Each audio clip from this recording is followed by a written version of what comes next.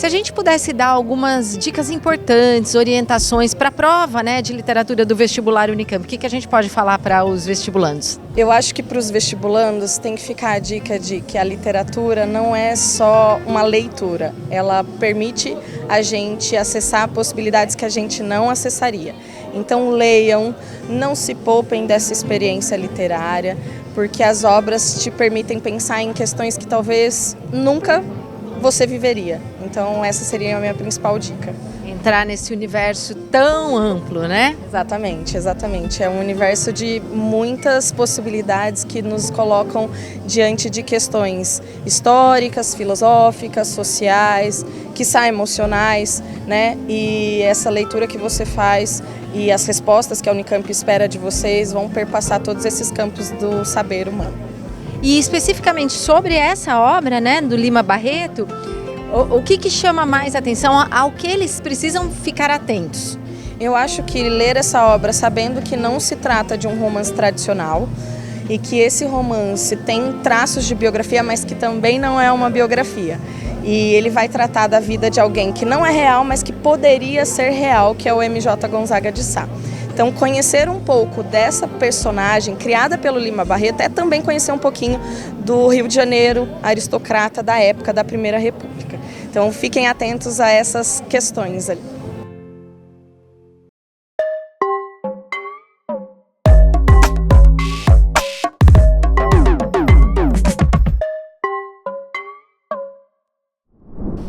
Bom dia, gente! Como é que vocês estão? Tudo bem com vocês? É um prazerzaço estar aqui com vocês mais uma vez.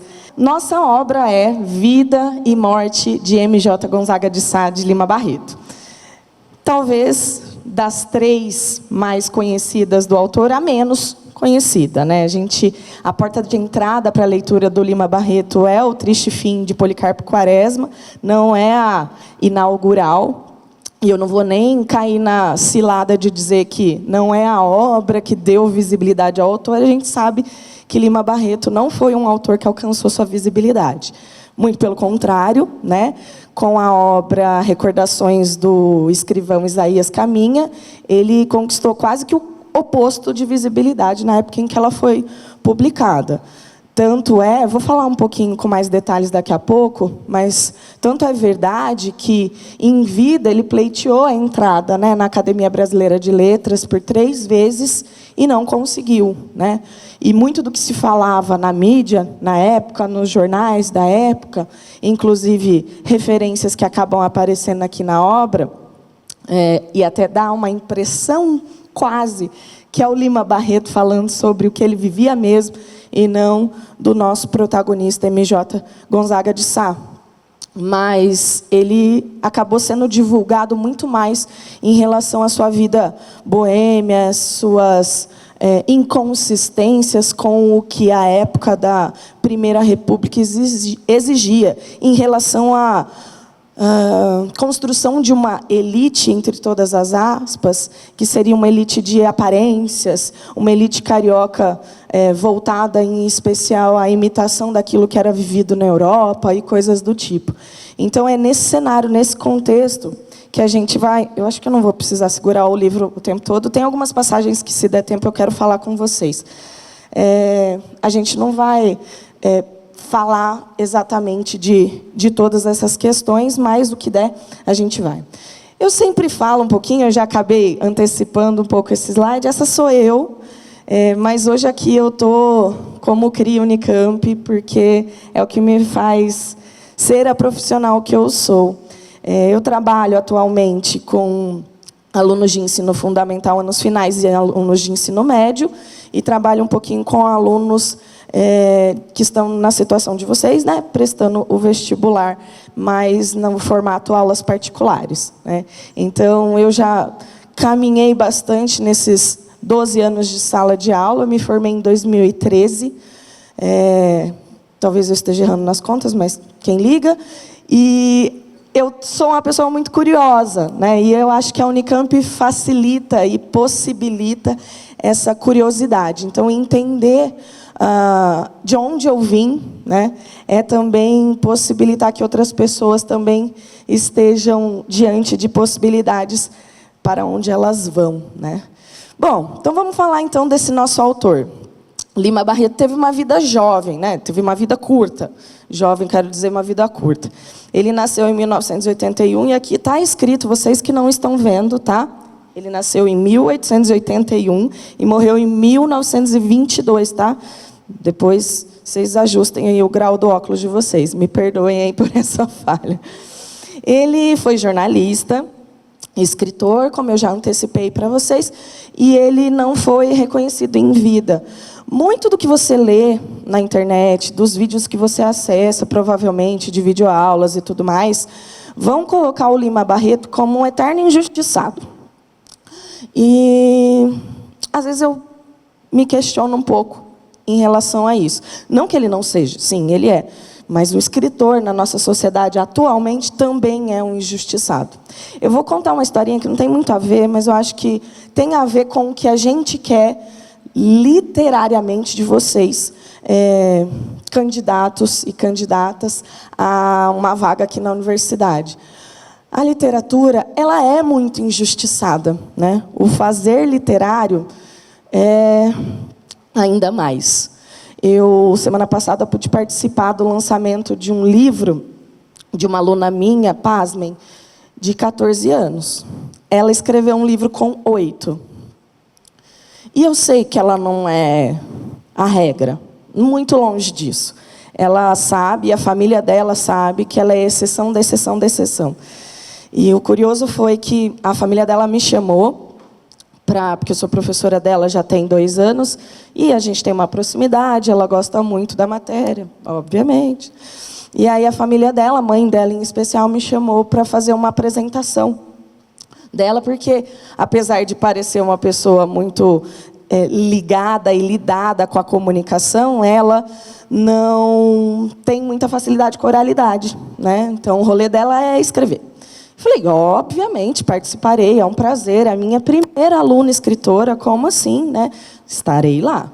Com essa voz, já estava. E eu pude dizer a seguinte frase, né?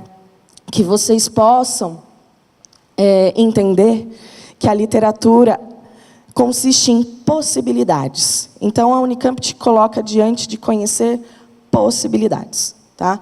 E aí, você completa o que você quiser, né? Possibilidades é um nome transitivo, né, que exige um complemento, né, regência nominal. Você completa do jeito que você quiser. A gente quer que você venha completo de alguma forma, né, com esse nome, com essas possibilidades. E esse cara não teve suas possibilidades completas, né? Talvez o contrário disso, né? Ele se estabeleceu, né, como escritor muito depois.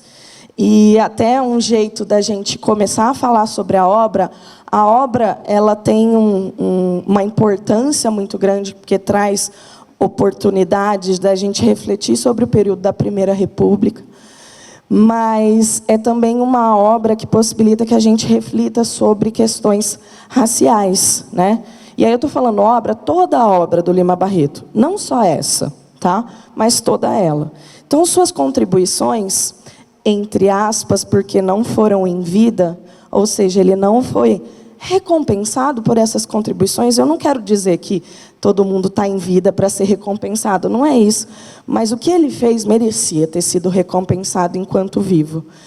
Ele trouxe denúncias e reflexões sobre as transformações do país, e muitas das transformações que eram vividas por ele mesmo, né? Mesmo jovem. E em vida ele buscou, né, ter esse reconhecimento.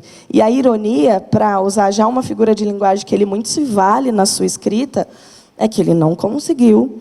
E em 1919, que é a data de lançamento do Vida e Morte,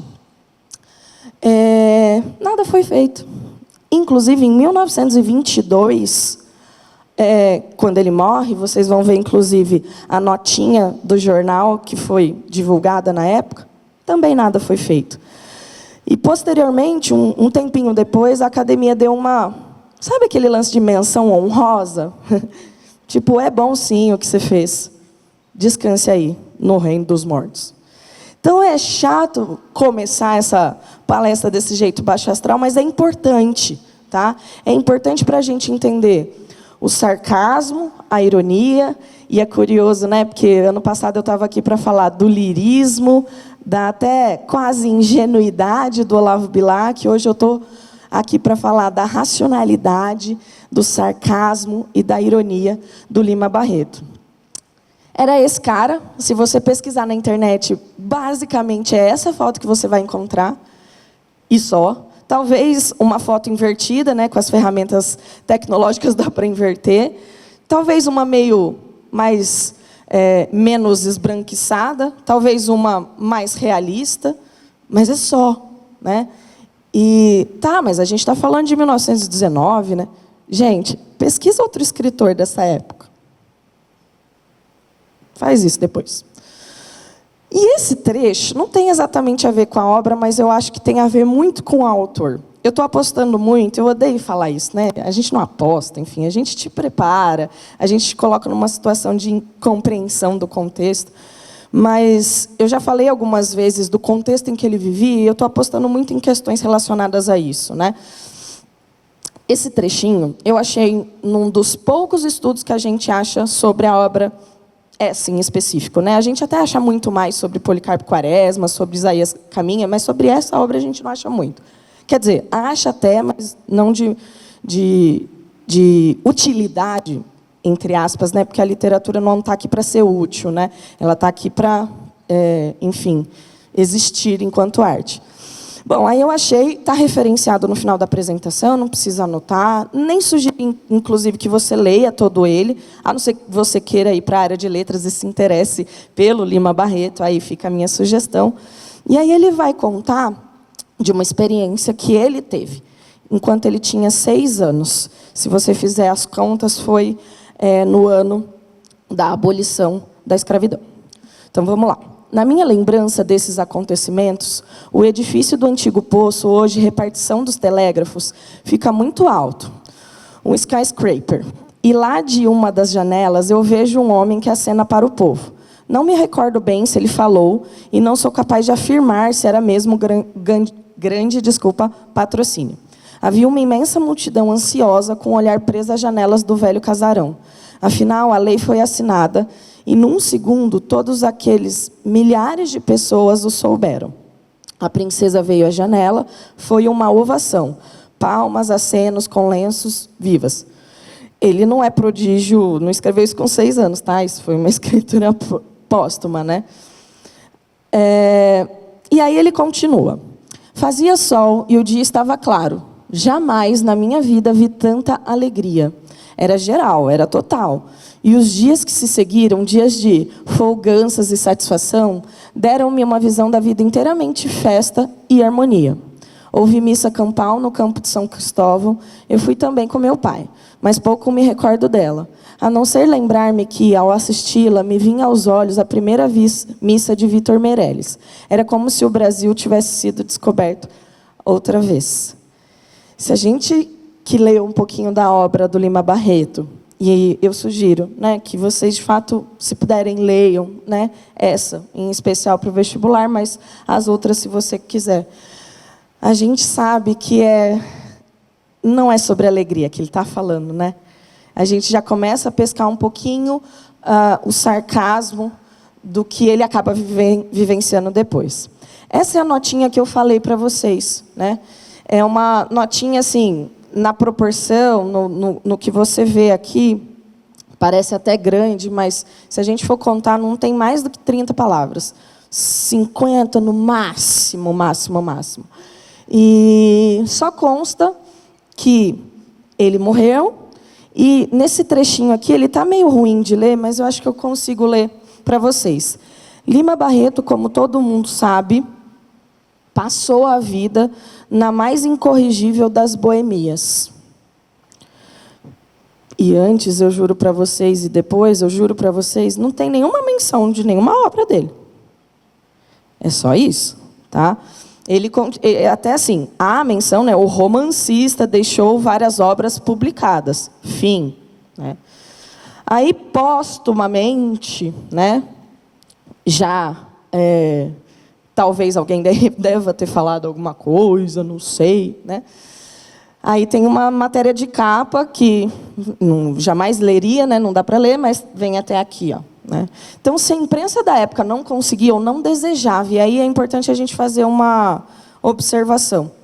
Quando ele lançou Recordações, a imprensa viu ali entre aspas, uma cilada, porque lá já havia muito dessa ironia e desse sarcasmo que o Lima Barreto foi se aprofundando ao longo de sua obra. E a imprensa divulgar isso era meio que também divulgar algo que contestava as instituições governamentais da época, né? Então, a imprensa não é que não conseguia, mas também não desejava lançar luzes sobre as injúrias raciais que acompanharam sua trajetória, segundo afirma Joel Rufino. Na obra em que dedica especial atenção aos intelectuais negros de sua mais profunda afeição, entre eles Lima Barreto, a questão racial aparece nos 17 livros que este escreveu. E é válido salientar que o Lima Barreto, nessa obra do M.J. Gonzaga, ele não está falando de alguém que o estereótipo do negro retratado no nacionalismo, até antes dos pré-modernistas. Ele está falando de um negro que ocupa um cargo, né, na Secretaria de Cultos ali, e que era um altíssimo, se é que eu posso usar esse superlativo, intelectual. Então, é uma forma dele também mostrar que não era falta de intelectualidade que estava faltando ali, né? Outra coisa. Então, esse era o contexto histórico, né? O que era ser um intelectual negro, morador do subúrbio, sem carregar nenhum dos itens da distinção necessária aos letrados do período, a menos de 2 décadas do fim da escravidão? E aí, quando a gente fala aqui, né, em distinção necessária, era aquela distinção das aparências mesmo, da pompa, né, do frequentar lugares, às vezes, para existir apenas e sorrir, né, do que para realmente fomentar uma existência de algo, de uma causa, ou da própria pessoa que ali estava. Ele era, então, portanto, um crítico veemente de tudo que estava acontecendo no chamado processo de modernização do Brasil da Primeira República. Porque havia uma falta de interesse em incluir os negros no projeto de construção da identidade nacional. Então, a gente vai ver na obra um nacionalismo do Lima Barreto, mas que não é um nacionalismo ingênuo, né? Muito pelo contrário, ele é um nacionalista que, cara, quer ressaltar a importância de se fazer aquilo que não estava sendo feito, né? De se fazer aquilo que, nos olhos, né, do Lima Barreto, era o que era o certo a ser feito, né? E aos nossos olhos, né, também, né? Então, ele queria uma construção de uma identidade nacional que não desconsiderasse as consequências pós-abolicionistas. Vou te contar uma historinha paralela também. Com as tragédias do Rio Grande do Sul, eu sou professora de redação, principalmente, né? Literatura é a minha paixão e a redação é o meu ganha-pão. E, numa dessas aulas de redação, alguns alunos falaram que a gente precisa fazer uma proposta sobre racismo ambiental, né? Sobre justiça ambiental, sobre refugiados climáticos, né? Isso está muito próximo da gente, né? A gente precisa contextualizar tudo isso. E aí não deu para não fazer, óbvio, né? Eu seria uma péssima profissional se não fizesse, mas não deu também para não considerar que esse deveria ser nosso ponto de partida. A gente não pode ainda desconsiderar as consequências pós-abolicionistas para os marginalizados. Desde a época em que, com 6 anos, o Lima Barreto se recorda desse momento, né, mas também, né, com falas mais recentes de como a população marginalizada ainda sofre com tudo isso. Os trechos que eu vou colocando da obra, a obra está em domínio público, é fácil você acessar. Essa edição que eu estava na mão, não sei se vocês viram a capa, não é a melhor delas, mas eu queria o exemplar físico, né, para, enfim, sabe, essas pessoas preciosas com papel. E aí acabei comprando essa que era mais disponível, a mais fácil. E talvez essa seja a mais, a que eu mais gostei, tem um prefácio mais interessante e tudo mais. Eu não coloquei as páginas por uma questão de formatação mesmo. Eu privilegiei dar o print porque eu acho que dá uma estética legal para a apresentação. Se vocês tiverem depois alguma dúvida em relação às páginas e tudo mais, vocês me escrevam que aí eu mando direitinho para vocês. Então, esse é um prefácio do Paulo Ronay, e ele vai falar o seguinte: Lima Barreto é, sem dúvida alguma, um dos escritores mais essencialmente brasileiros. Brasileiros instintivamente pelos traços naturais de sua índole, pelo choque perpétuo entre a indignação e a doçura, a sede da ação e a contemplação voluptuosa, que ele transportou para Augusto Machado. Então, já é o momento da gente apresentar a parte do enredo, né? Esse é um romance, e aí, sem medo de errar, pode falar que é um romance. Eu sei que muitos de vocês devem estar angustiados em relação à estrutura dele, que parece mais uma biografia, né, porque é a que se propõe, né? Mas até na apresentação, que eu também vou fazer uma leitura de um trecho, o Augusto Machado, que é alguém que não existe, é uma personagem, né, ele é fictício, fala que ele não é um biógrafo. E se a gente for perceber a construção do livro a partir das lembranças que ele vai recuperando das conversas com M.J. Gonzaga de Sá, a gente vê que não é uma biografia, né? É um compilado de lembranças. É quase como se a gente aqui também estivesse conhecendo o Augusto Machado. E não é ruim conhecer o Augusto Machado, porque o Lima Barreto nos coloca para conhecer um contraste muito grande ali, né? É um autor que não se reconhece como autor de uma biografia, que não se reconhece como biografia, e que fala que tem 20 anos, né, por volta de 20 anos, falando sobre o Gonzaga de Sá, que tem já mais longínquidade, né, seus 60 anos, e que vai nesse contraste, não só de idade, né, é um contraste racial ali também, vivenciar, nos fazer vivenciar esse contraste ali da Primeira República. Então, a gente pode também considerar que esse Augusto Machado é um alter ego.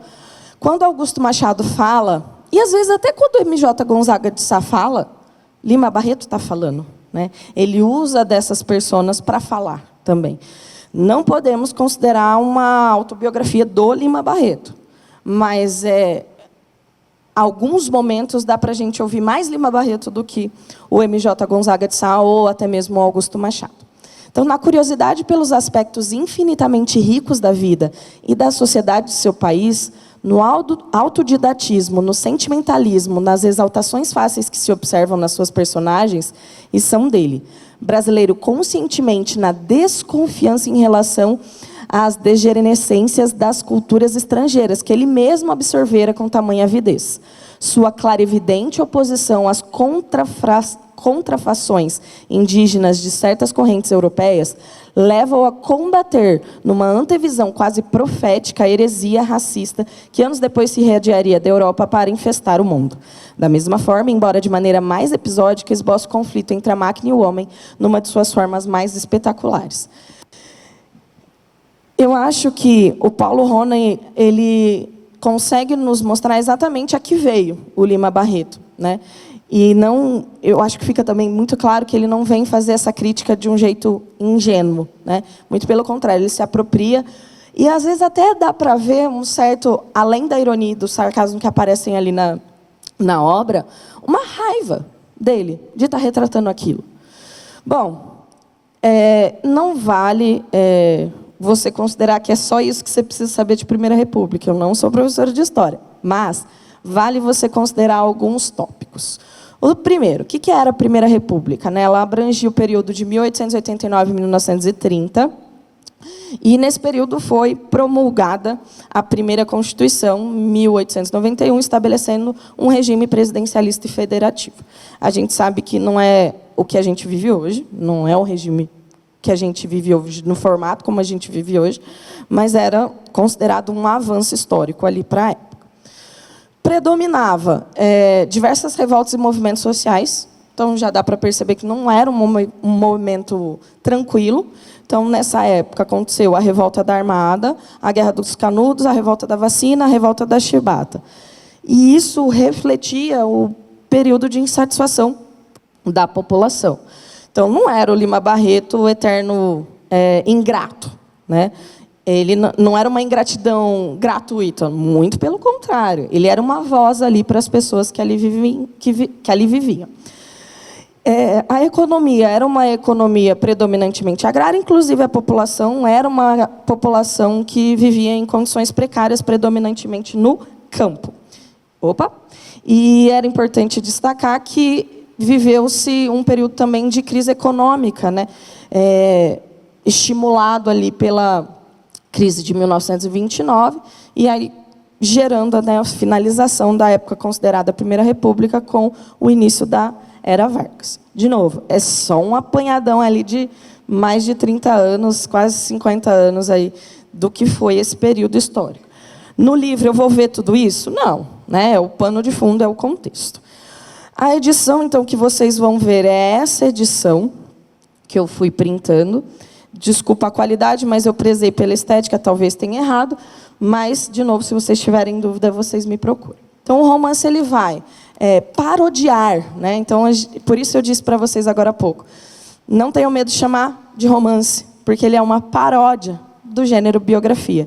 Muito do que a gente vê ali, inclusive, é uma forma de entender mais sobre digressões, mais sobre uma estrutura narrativa não linear, do que propriamente entender a estrutura do gênero biografia. Não é o objetivo primordial do Lima Barreto. E até, durante essa semana, a gente ouviu muito falar sobre o Memórias Póstumas de Brás Cubas, por causa daquela viralização lá do TikTok, lá nos Estados Unidos. E eu conversava até agora há pouco com o José Alves e falei assim, poxa, é duro a gente ter que torcer para um conteúdo tão massa ser viral, mas já que viralizou, né, vamos também falar sobre a importância dessa estrutura narrativa que é tão inovadora. E eu vejo uma certa inovação ali também, né? Cara, é um cara que não existe contando a história de um outro cara que não existe para falar de algo que existe muito, que eram as crises e contestações e desigualdades ali da Primeira República. Bom, então é um extenso uso de digressões que permitem a livre associação dos mais diversos assuntos. Hoje eu não vou dar conta de falar de todos eles, eu selecionei alguns. Enquanto eu vinha para cá, enquanto eu esperava, eu já queria colocar outros, mas enfim. E que vai colocar a gente diante de temas da sociedade da Primeira República.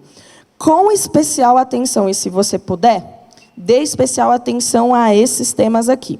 Funcionalismo público improdutivo, a sociedade clientelista, o racismo científico e a elite com pompas de aristocracia. Digitei no Google, né, para... O que é a aristocracia? Apareceu isso aí, né? Eu acho que significa muito, né, essa pompa. Gente, se eu aparecer nas fotos que vocês estão tirando aí, vocês me perdoem. Bom, e aí, considerando esses temas, eu tenho 4 aí pontos de análise, né? Então, as primeiras considerações datam ali desse começo do século XX, em que a aristocracia do Rio de Janeiro tinha diversos problemas sociais e ela meio que não se entendia como aristocracia mesmo. Ela era uma somatória, um conjunto de recortes, uma colcha de retalho brega de muito mau gosto. Desculpa aí. E o Barreto estava vivenciando aquilo. Eu imagino ele, inclusive, com aquela cara de meu Deus, que preguiça desse povo, né? Também temos um ponto de análise que é importante, né? Eu coloquei Barreto, Machado e Gonzaga, né? Que é essa questão ali de entrada na ficção, né? Tem um trechinho que o Lima Barreto apresenta o Augusto Machado como um amigo de escola. Não foram, pelo menos não que se tenha conhecimento, né? Então é o Lima Barreto nos apresentando o seu personagem principal de um jeito. E aí eu ressalto, né? É uma estrutura narrativa inovadora, né? Que, por sua vez, apresenta o M.J. Gonzaga de Sá. Então, a gente tem uma tríplice voz ali, né? Tem a voz do Lima Barreto, a voz do Augusto Machado e a voz do Gonzaga. Aqui, pontos importantes sobre a vida de um funcionário público, né? E o episódio inicial do funcionalismo público, de quando eles se conhecem, né? Que é aquela discussão entre os funcionários ali da Secretaria de Cultos, se a chegada do bispo merece não sei quantas salvas de tiro, tinha que ser 18, antes tinha que ser 14, aí um ficou chateado porque foram 8. É o suprassumo dessa discussão superficial. Né? Então, essa crítica, e fora que toda essa crítica passou por uma série de etapas burocráticas. Né? Então, parecia que a galera estava trabalhando, preparando um vestibular do tamanho da Conveste. E não, eles estavam só discutindo quantas salvas de tiros o bispo e tal tinham que receber. Existe, obviamente, uma reflexão sobre a classe média que consome desse funcionalismo público, que não só é, mas também consome. Existe essa questão relacionada à marginalização dos intelectuais, que é também, da parte do Lima Barreto, um símbolo de sua própria resistência, porque o Lima Barreto era um intelectual. Também existe, né, uma questão relacionada à exploração das relações humanas e à denúncia das condições de vida, que colocavam ali as pessoas num patamar de extrema desigualdade.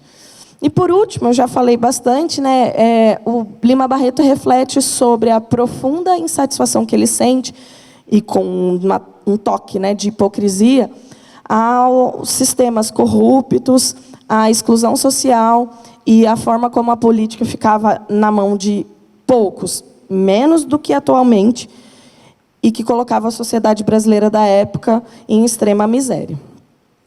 No prefácio ainda da 6ª edição, que eu mostrei anteriormente, tem esse trechinho que nos põe para pensar em relação às expectativas do próprio autor.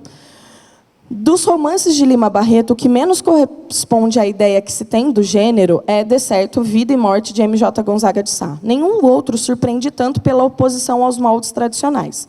Vale lembrar que o Lima Barreto é considerado um pré-modernista, mas, junto dele, talvez não tenha ninguém que faz um pré-modernismo como ele faz.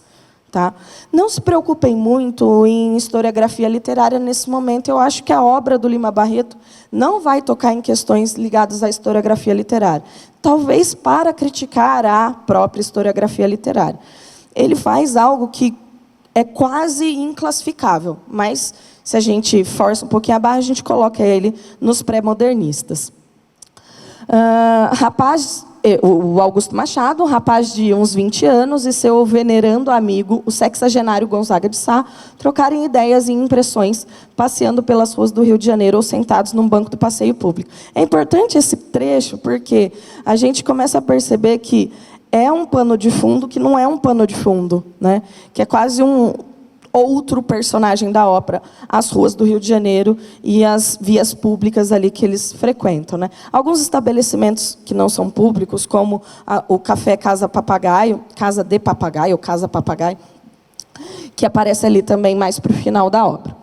Vendo o romancista sair sistematicamente do trilho de sua narrativa e entregar-se ao único fio condutor das associações soltas, e, por isso, o predomínio das digressões, como não nos lembrarmos de processos revolucionários do romance moderno? Um conhecido encontrado na rua por acaso, um jornal do interior aberto na mesa, fornecem rumos em que o narrador se enfia com a maior naturalidade. É aquele tipo de romance que a gente lê e fala assim, caraca, como que dessa banalidade surgiu a narrativa que o Lima Barreto constrói. E, após o prefácio, aparece a advertência do Lima Barreto. Aqui já é ficção, embora ele assine por ele mesmo, mas aqui já é ficção. De novo, por muitas vezes eu vou falar, é uma ficção, não ficção, mas não é uma ficção autobiográfica, não é uma autoficção.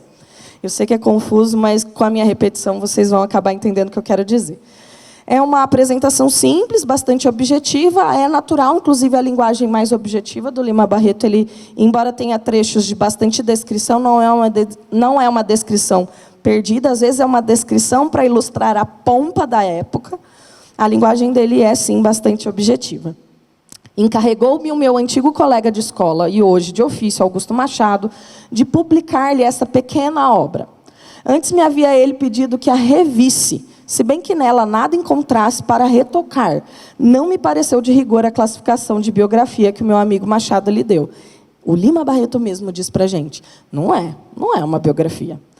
Faltam-lhe, para isso, a rigorosa exatidão de certos dados. Você não vai saber como ele nasceu, quando ele nasceu. Se você for um pouco desatento na leitura, você nem sabe que M é de Manuel e J é de Joaquim, né? E tudo bem, se você não escrever Manuel e Joaquim na prova, está tudo certo. MJ Gonzaga de Sá já está valendo. É assim que ele vai ser retratado. Então, não há dados exatos, portanto, não é uma biografia. Em trabalho que queira ser classificado de tal forma. E não só por isso, penso assim como também pelo fato de muito aparecer e às vezes sobressair demasiado a pessoa do autor. Então a gente conhece também o Augusto Machado. Aqui e ali Machado trata mais dele do que de seu herói. É aquele ditado, né, que eu odeio repetir ditado e clichê, mas acho que às vezes a gente precisa, né? Eu não sei direito como é, né? Quando Pedro fala de Paulo, a gente sabe mais sobre Pedro do que de Paulo, né? Um lance assim. E é um pouco isso, né? Às vezes ele está falando do Gonzaga de Sá, mas a gente está acessando mais o Augusto Machado. Esse lance de vozes, né? Para você reconhecer as vozes dentro da obra do Gonzaga, do Lima Barreto, esse lapso foi bem lapso. Acho que pode ser uma boa questão. E ele continua. Julgando que tão insignificantes defeitos eram de desprezar em presença dos reais méritos do pequeno livro, apressei-me em conseguir a sua publicação. Certo que com isso irei animar uma acentuada vocação literária que se manifesta de modo inequívoco nas páginas que se seguem. Vale lembrar uma coisa contextual também. E aí a gente não vai conseguir entrar nos méritos dessa questão. Quem ajudou o Lima Barreto a publicar essa obra, então, seria uma quarta voz aqui, foi o Monteiro Lobato. E eu vi algumas caras de espanto, assim, né? Porque a gente sabe das histórias que a gente ouve do Monteiro Lobato, mas a gente precisa olhar a figura do Monteiro Lobato também com muito contexto, né? Não é Monteiro Lobato o tema dessa aula, a gente pode conversar num outro momento, mas é como se tivesse também, e na primeira edição, o prefácio é do Monteiro Lobato, não é do Paulo Ronay, óbvio, que existe uma voz ali que facilita essa voz de ser ouvida. Lima Barreto precisou de muita gente para se fazer ouvido, e até hoje precisa de muita gente para ser ouvido. Quando o pessoal, que eu não sei quem define que obras devem ser lidas, e se você me fizer essa pergunta no final, por que essa obra? É essa a resposta que eu vou te dar. A gente precisa ouvir o Lima Barreto. Não importa a obra, tá? Eu sei que tem gente que gosta mais do Policarpo, tem gente que gosta mais do Isaías, mas a gente precisa ouvir ele, né? A gente precisa fazer com que ele seja ouvido. Bom, agora vem alguns trechos. De novo, como é uma obra de digressões, não existe uma ordem aqui que você precisa se apegar, tá? Então, o essencial é você entender que o Augusto Machado está contando a sua história, de quando ele conheceu Gonzaga de Sá, ele fala dele. A gente conhece Gonzaga de Sá, mas também conhece o Augusto Machado. E são episódios em que a gente vai criticar a sociedade aristocrática do Rio de Janeiro. A gente, não. O Lima Barreto vai criticar a sociedade aristocrática do Rio de Janeiro, com diversas passagens. Então, eu não consegui sair muito dessa lógica de aula de pensar em diversas passagens sem se apegar muito à linearidade da coisa, porque ela não existe, né? Não é linear. Uma coisa que lembra a outra, que um jornal, que aí vem um enterro, que aí vem uma cidade. Até os títulos dos capítulos você pode até tentar fazer uma linearidade, mas não existe. Bom, esse primeiro trecho, ele fala sobre o meu julgamento não era errado, porque mais tarde, indo por causa ainda dos tiros a um bispo a cultos, perguntei-lhe em meio do negócio: senhor Gonzaga, não é casado? Não, nem quis casar. 2 vezes, nem quis casar? 2 vezes. Uma com a filha de um visconde em um baile de um marquês. E a outra: filho, você parece que ficou com inveja. Talvez, acudi eu prestadamente à sua interrogação. Pois saiba, a outra foi com a minha lavadeira. A adivinhação de sua mocidade fiz eu por essa resposta. É um trecho que dá para a gente conectar com a ideia de contrastes, né?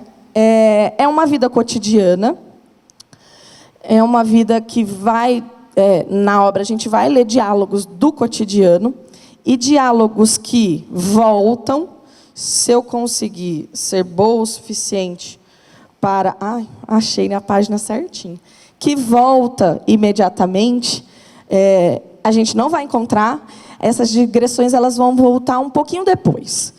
Depois eles voltam, né?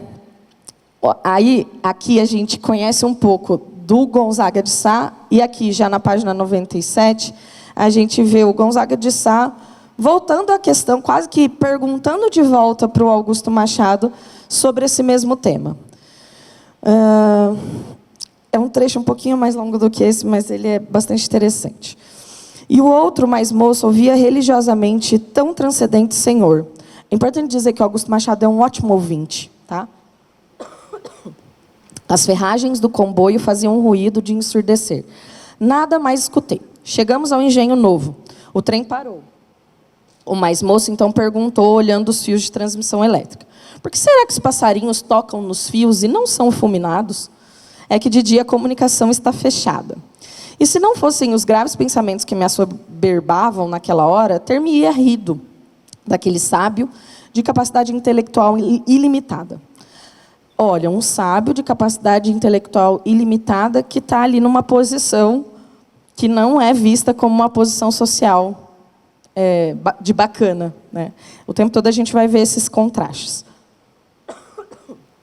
Ao lado, os namorados continuavam balbuciando. Havia um monto, uma alegria, um não sei o que de meloso nos seus olhares que irritou a minha capacidade namoradeira. Já namoraste? Perguntou-me Gonzaga de Sá, baixinho. Uma vez, aos 16 anos. Deves namorar, filho. Quando te vier a velhice, hás de te arrepender. Se não o fizeres em tempo, Vênus é uma deusa vingativa, dizem. Qual? O namoro é a negação do amor. Não me arrependerei. Garanto-te. Será uma emoção que te ficou por provar. Experimente já, enquanto é tempo. Esse trechinho é mais no início do livro, esse já é quase ao final. Então, o Gonzaga de Sá, ele vai meio que tomando consciência de que sua vida está findando-se. Isso através dos diálogos e da interpretação que a gente pode fazer. Já que estou falando de sua morte, de sua vida se findando, esse é um trecho que fala sobre a sua morte, que é anterior, inclusive, ao trecho do casamento. Ao chegar ao jardim de sua casa, que olhava para a Lapa, para a Glória, para a Armação, para o Niterói, contemplou o mar insondável, abaixou-se para colher uma flor que me oferecera, mas caiu e morreu. Não há um grande detalhamento dessa morte. Foi assim.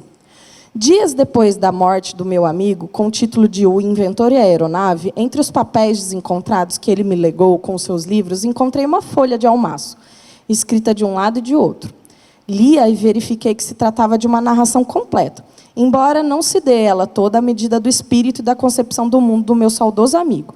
Eu a publico para que aqueles que não a conheceram possam, de algum modo, apreciar a minha camarada intelectual e mestre, cujos julgamentos e opiniões sobre os homens e as coisas muito influíram para a escolha dos caminhos que a minha atividade mental tem trilhado. Nesse trecho, Augusto Machado nos conta por que ele se interessou, então, por retratar essa vida, né? O próprio Gonzaga de Sá narrava sua própria vida e tudo aquilo que o tornava, né, íntegro e de resistência moral. Dessa forma, o livro é uma crítica ao conformismo e à mediocridade, exaltando a importância da reflexão crítica e da simplicidade da vida. Porque, se a gente for parar para pensar, os fatos ali mencionados são da natureza do simples. Tá? Bom, a ironia também é evidente. No capítulo 4, Petrópolis, Gonzaga de Sá, e aí é um longo capítulo em que ele fala sobre Gonzaga na sua própria voz, né? A mais estúpida mania dos brasileiros, a mais estulta e lorpa, é a da aristocracia.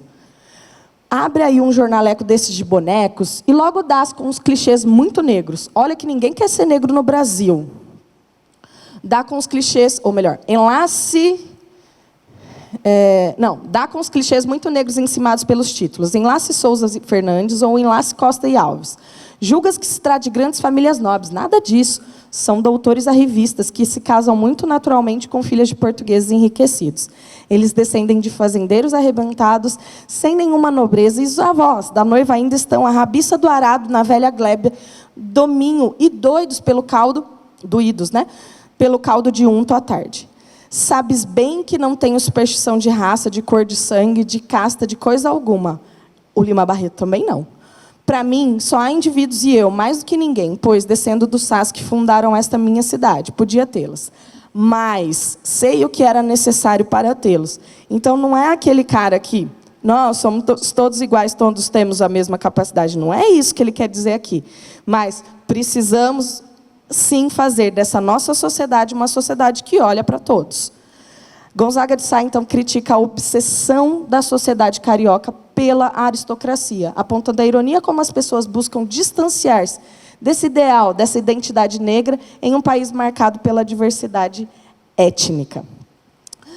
Há também uma crítica direta ao Rio de Janeiro, né? Este rio é muito estrombótico, eu adoro essa palavra. Estende-se para aqui e para ali, as partes não se unem bem, vivem tão segregadas que, por mais que aumente a população, nunca apresentará o aspecto de uma grande capital movimentada densamente. Ele não está falando só sobre o espaço geográfico e físico aqui. Ele está falando da segregação das pessoas. Ele me ouviu calado e depois me disse com aquela pausa de que dispunha certas vezes. Pense que toda cidade deve ter uma fisionomia própria. Isso de todas se parecerem é gosto dos Estados Unidos. Olha a crítica à repetição do que é feito lá fora. E Deus me livre que tal peste venha pegar-nos. O rio, meu caro Machado, é lógico que ele mesmo, como a sua Bahia, o é com ela mesma, por ser um vale submerso.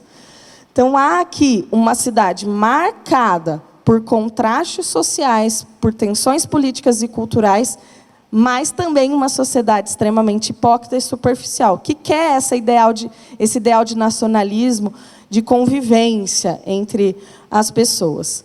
Logicamente, uma influência da aristocracia e da elite no cenário político e cultural da cidade, evidenciando a falsidade e essa superficialidade. Assim, o autor critica a postura das classes privilegiadas e a falta de empatia com os menos favorecidos. Os menos favorecidos ficam ali na posição de observadores, quase que totalmente.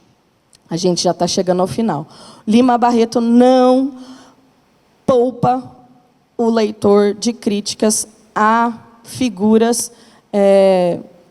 a figurões ali da época, né, como o Barão do Rio Branco. Ele até trata com um nome jocoso ali da época, né? Juca Paranhos. Faz do Rio de Janeiro a sua chácara, não dá satisfação a ninguém, julga-se acima da Constituição e das leis, distribui o dinheiro do tesouro como bem entende, é uma espécie de Roberto Walpole. E o seu sistema de governo é uma corrupção. Então, torna-se claro, e através do exemplo dessa crítica ao Barão de Rio Branco, que existe reverência nessa sátira, e existe audácia nessa sátira. Ele também faz essa crítica quando ele valoriza outras profissões, como o caso do episódio, do capítulo, né? Costureiras, e que ele menciona as mulheres, entre aspas, de vida fácil. O que eu acho que pode aparecer? Esse é um exercício, obviamente, não da Unicamp, essa obra é uma obra nova, né? Mas que eu achei que é válido. Tá? Depois vocês tentem acessá-lo e respondê-lo. Eu acho que é uma questão de interpretação de contexto aqui e significação dos trechos, que foi retirado da obra e que diz o seguinte: a felicidade, sensação tão volátil, instável e irredutível de homem a homem, é causa diferente, não consente, média a abranger centenas, milhares e milhões de seres humanos. Imaginas tu que Madame Belasmã de Petrópolis tem um grande joanete, um defeito hediondo, com o qual sobremaneira sofre, e o operário Filismino, de Mortana, orgulha-se em possuir um filho com talento. Madame Belasmã vive acabrunhada com a exuberância de sua joanete. Entretanto, Felismino, quando bate rebite, sorri e antegoza o estrondo que uma parcela de seu sangue vai causar à sociedade. Quem é mais feliz? Pergunto. Madame Belasmã ou o senhor Felismino? E, à vista disso, poderá dizer que todas as damas de Petrópolis são felizes e os operários de fundição são desgraçados? A média possível para a felicidade das classes? Nós, os modernos, nos vamos esquecendo que essas histórias de classe, de povos, de raças, são tipos de gabinetes fabricados para a necessidade de certos edifícios lógicos, para que, fora deles, desapareçam completamente. Não são? Não existem? Bom, temos a alternativa aí. A alternativa correta é a alternativa B, beleza? Expõe a ideia de que a felicidade é um sentimento que pode ser medido entre as classes sociais e que alcança todos os seres humanos. De maneira crítica, obviamente. Bom, aí eu achei uma questão, que é uma questão de segunda fase, que caiu na Unicamp, que obviamente não é da obra, mas que eu acho que é um jeito de questão, um formato de questão válido, tá? Que é a questão parábola. Ou que é a questão que fala sobre o Augusto Matraga. E define, né, que a obra tem semelhanças com o gênero parábola. Eu acho que, eu já até antecipei isso, pode ser que caia alguma questão que vá pedir para que você diga por que não podemos considerar a obra uma biografia. Se concentre na apresentação do Lima Barreto para explicar isso. Não tem de biógrafo o Augusto Machado e não tem de biografado o Gonzaga de Sá. Ou seja, falta intencionalidade de ser um escritor de biografia ao Augusto Machado, porque ele fala dele mesmo, e falta dados mais exatos do M.J. Gonzaga de Sá para que a gente, de fato, considere a obra uma biografia. Aqui são as obras consultadas, as referências bibliográficas. Se você se interessar e descobrir mais coisas, você fique à vontade. Eu deixei ali o meu e-mail pessoal, não é vinculado a nenhuma empresa. Eu respondi o ano passado a alguns alunos e respondo se você tiver interesse. A maior parte das citações que você acabou vendo foram daquele artigo. E, por último, eu queria deixar um recadinho. A literatura, o que a gente quer de você é que vocês sejam leitores de literatura, mas não só enquanto ferramenta. Tá? A gente quer de vocês o que a literatura pode te proporcionar. E aí eu volto na minha frase do início, que você possa, através dela, encontrar as suas possibilidades. E que se você, daqui a pouco, encontrar um futuro que não seja o futuro que você imaginou, não se desanime, porque existem muitas outras possibilidades de futuro. A gente ainda vive numa sociedade de bastante desigualdade, a gente faz o que dá, né? E o que dá é pouco. Né? Então, a gente precisa entender muito de contexto para seguir. Não se poupe da leitura e da experiência literária. Eu sei que são muitas obras, eu sei que muitos de vocês talvez não tenham passado por essa experiência mais vezes, talvez por falta de planejamento, talvez por falta de oportunidade, talvez pelas duas coisas, mas, na medida do possível, não se poupe dessa experiência literária. Eu não estou falando só do Gonzaga de Sá, do Lima Barreto, da literatura que está sendo cobrada do vestibular, não. Leia também obra infantil, infanto-juvenil, literatura marginal, leia cordel, leia canções de rap, leia as canções do Cartola, leia, tá? Muito obrigada, pessoal.